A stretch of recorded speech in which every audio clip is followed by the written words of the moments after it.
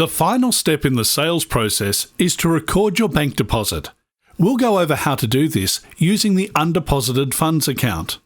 This lets you group multiple customer payments together into a single bank deposit.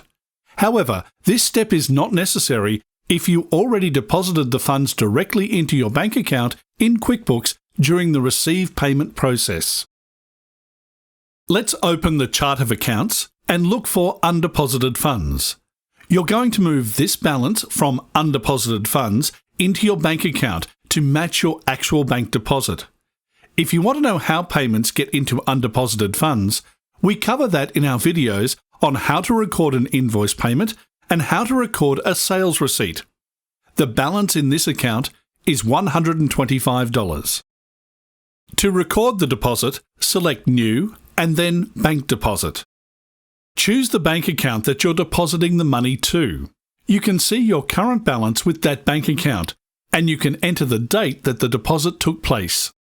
QuickBooks shows all the transactions from your undeposited funds account. You'll notice the total matches what you saw in the chart of accounts.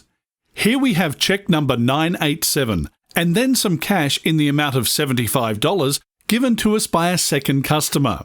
We're depositing both payments at the bank, so I'll add a check mark next to each transaction. Now we see the total deposit is $125.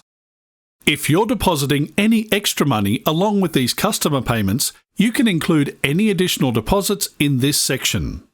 The key to this entire process is making sure that your deposit in QuickBooks is for the exact same amount as the deposit you'll see on your bank statement. To complete the process, select Save and Close. Now in the chart of accounts, undeposited funds has gone down to zero, and the $125 balance moved into checking.